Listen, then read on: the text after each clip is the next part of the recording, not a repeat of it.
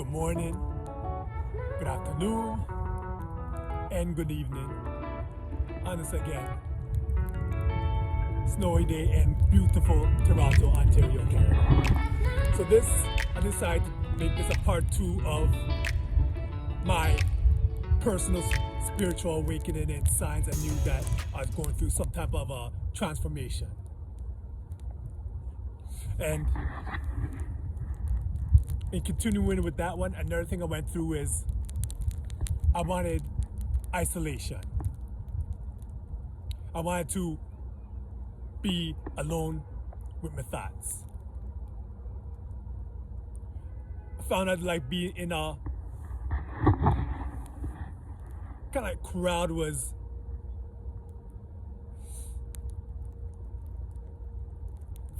it's like crowding my mind inside. So I went to places where I was like isolated, where I could like mentally write down my thoughts, you know, and being one with myself.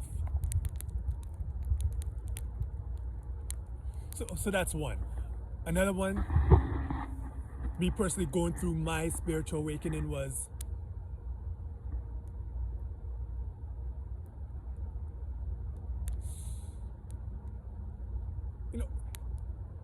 getting, I mentioned getting closer to nature. I may have mentioned it in the other one, but in this case, not only like at any time, but in the early mornings where it's soothing and quiet.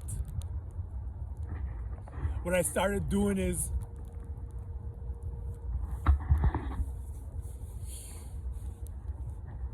going down by what we call over here the lake shore and just looking at the water as the sun arises, or if it's overcast, just looking at the waves and seeing how that was just soothing for the mind, almost in a meditative type of state. And if you guys can relate to what I'm saying right there, you know how that feeling is.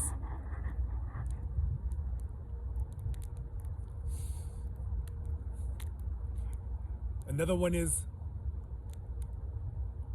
being one with yourself in the early morning, but then being one with yourself in a crowd of happy people.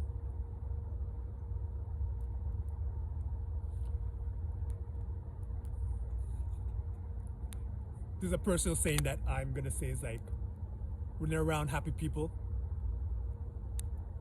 make you happy. And I know it's going to like, me personally love going to festivals, certain type of festivals, and seeing just people having a good time gives that high vibe for you.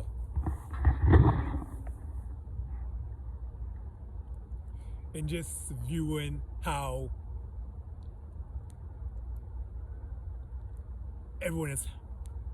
how the happiness are going. Like even right now, kind of like isolation, seeing the snowflakes falling, seeing like a beauty in it, almost like a hypnotic state.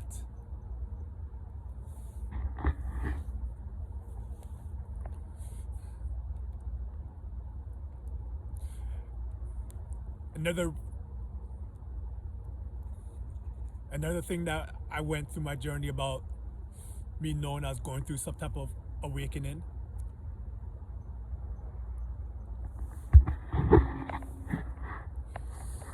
is not taking everything so seriously. Being stoic in the most, as they say, unstoic situation. Knowing there's something more in life than the present moment. And when I say present moment, like, it's almost like you could see, it's almost like you're watching what's going on in life through a snow globe. And knowing that there's more to it than meets the eye. And he could almost see through it. And a lot of people go on thinking I'm like, let's just say they want to put the white coats on me.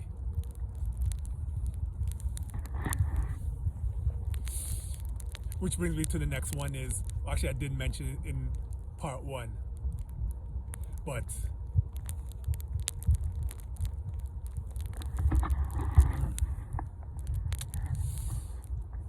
this may be more of a side thing is, I said in the first one, not really caring what people think of you, or not caring what people think of you, but in this one, what they say, just putting it to the side and just reading them when they're thinking that you are a type of way when you know you're not. And you don't really take that to heart. People can't call you a certain name when you truly know who you are. What people call you is like snowflakes in the sky, that when they fall on your hand, they just melt away. Like snowflake in the sky, when it hits your hand, it just melt away. Like snowflakes in the sky, when it falls on your hand, it just melts away. That's so nice. I didn't say it once, I didn't say it twice, but thrice. You know? So, those are like a few things that I knew I was going, just making things different about me, just going through my personal spiritual awakening. And people are watching that, think they may go through, they may relate to some of the things that I'm talking about right now. As you see in the train passing by,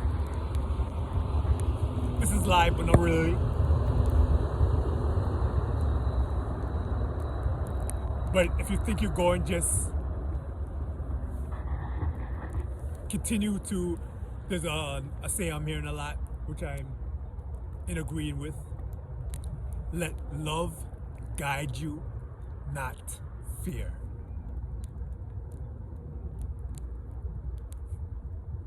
Because the heart chakra always seems to make the best decision in the end, you know? So, from the east, west, north, south, people watching worldwide, stay blessed in this, whatever beautifulness you're going through right now, and more blessed.